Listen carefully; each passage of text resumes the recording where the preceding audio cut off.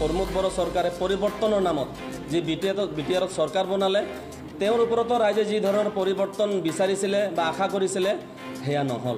বিটিআৰবাসী ৰাইজে নতুনত্বা বিচাৰিছে আৰু আমি জয় ভাৰত পাৰ্টি হৈ নতুন চাম নতুন প্ৰজন্মক লৈ পেলাই আমি আগবাঢ়ি আছোঁ। আৰু এইবাৰ যি পৰিষদীয় ইলেকশ্যন ইতিমধ্যে আমাৰ বিটিআৰত 40টা সমষ্টিৰ ভিতৰত আমাৰ 12টা সমষ্টি ইতিমধ্যে আমি কনফাৰ্ম হৈছোঁ।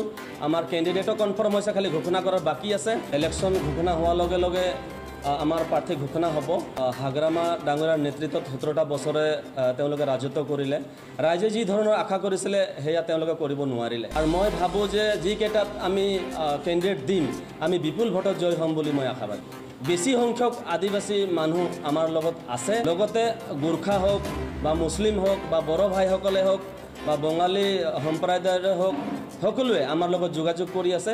হয়, আমি পঞ্চায়ত নিৰ্বাচন আমি প্ৰতিদ্বন্দ্বিতা কৰিছোঁ আৰু পঞ্চায়ত নিৰ্বাচনৰ পিছতে এবাৰ পৰিষদীয় ইলেকশ্যন আৰু পৰিষদীয় ইলেকশ্যনৰ পিছত MLA ইলেকশ্যন আহিব, তাৰপিছত MP ইলেকশ্যন আহিব।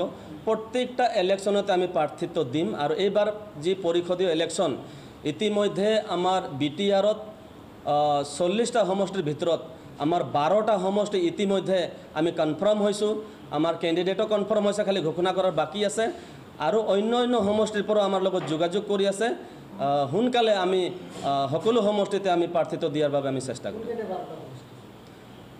আমাৰ সমষ্টিৰ নাম হ'ব আমাৰ পাঁচনৈ চেৰফাং, নোনাই চেৰফাং, ভৈৰৱকুণ্ড, ভেৰগাঁও, নাগৰিজুলি, তাৰপিছত দিহিৰাই, তাৰপিছত আহিব শ্ৰীৰামপুৰ, জমদুৱাৰ, কচুগাঁও, চৰাইবিল আৰু গুমা আৰু কেইটামান আছে, মই পিছলৈ আপোনালোকক নাম কৈ দিম। চাওক, আজি বিটিআৰত আজি প্ৰথমে হাগ্ৰামা ডাঙৰীয়াৰ নেতৃত্বত 17টা বছৰে তেওঁলোকে ৰাজত্ব কৰিলে। ৰাইজে যি ধৰণৰ আশা কৰিছিলে সেয়া তেওঁলোকে কৰিব নোৱাৰিলে। তাৰ পিছে 2020 চনৰ পিছত প্ৰমোদ বৰ চৰকাৰে পৰিৱৰ্তনৰ নামত যি বিটিআৰত চৰকাৰ বনালে তেওঁৰ ওপৰতো ৰাইজে যি ধৰণৰ পৰিৱৰ্তন বিচাৰিছিলে বা আশা কৰিছিলে সেয়া নহল। গতিকে আজি বিটিআৰবাসী ৰাইজে নতুনত্বা বিচাৰিছে আৰু আমি জয় ভাৰত পাৰ্টি হৈ নতুন চাম নতুন প্ৰজন্মক লৈ পেলাই আমি আগবাঢ়ি আছোঁ আৰু আমি বিপুল সঁহাৰি পাই আছোঁ। আৰু মই ভাবোঁ যে যিকেইটাত আমি কেণ্ডিডেট দিম আমি বিপুল ভোটত জয় হ'ম বুলি মই আশাবাদী। চাওক, হয়, আমাৰ জয় ভাৰত পাৰ্টিক বহুতে বি টিম বুলি কিছুমানে ভুৱা প্ৰচাৰ এটা চলাই আছে। আৰু আজি মই আপোনালোকৰ জৰিয়তে মই তেওঁলোকক সকীয়াই দিব বিচাৰিছোঁ যে কোনো তথ্য নোহোৱাকৈ তেওঁলোকে ভিত্তিহীন কথা তেওঁলোকে যদি ৰাইজৰ আগত নকয়। আৰু যদি কিবা বি টিম বা কিবা কৰবাত যদি আলোচনা কৰি দেখা পাইছে তেওঁলোকে তথ্য সহকাৰে মিডিয়াৰ যোগে হওক বা ছ'চিয়েল মিডিয়াৰ যোগে হওক তেওঁলোকে প্ৰচাৰ চলাব লাগে আৰু আমাকো কৰিব লাগে। অন্যথা আমি তেওঁলোকৰ ওপৰত আমি বিশেষ ব্যৱস্থা ল'ম। আৰু কথা হৈছে পাঁচনৈ চেৰফাং আগতে যিসকল ব্যক্তিয়ে প্ৰতিনিধিত্ব কৰি গৈছে তেওঁলোকে ৰাইজৰ আগত একচুৱেলি আস্থা হেৰাইছে।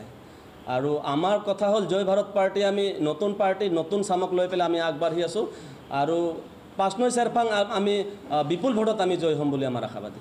চাওক, আমাৰ হাতত যথেষ্ট ইছ্যুছ আছে আৰু আমি নতুন দল হৈ আমাৰ তেনেকুৱা কোনো ধৰণৰ এলিগেশ্যন নাই। আৰু বাকী দলবোৰ যিমানেই আছে সকলোকে ইনকামটেঞ্চি হওক বা বিভিন্ন ধৰণৰ তেওঁলোকৰ মাজত অভিযোগ আছে। আজি দীপক মুৰ ডাঙৰীয়া যিহেতু ইয়াতে বিজেপিৰ হৈ প্ৰতিনিধিত্ব কৰি আছে, তেওঁৰো বহুত ধৰণৰ এলিগেশ্যন আছে। গতিকে আমি জয় ভাৰত পাৰ্টি যেতিয়া আমাৰ ফিল্ডত কাম চলি আছে তেওঁলোকৰ হয় পুৰণা দল আমাৰ নতুন দল, কিন্তু কথাটো হৈছে পাঁচনৈ চেৰফাংটো হ'ল আদিবাসী অধ্যুষিত অঞ্চল আৰু আদিবাসীয়ে নিৰ্ণয় কৰে কাক জিকাব লাগিব।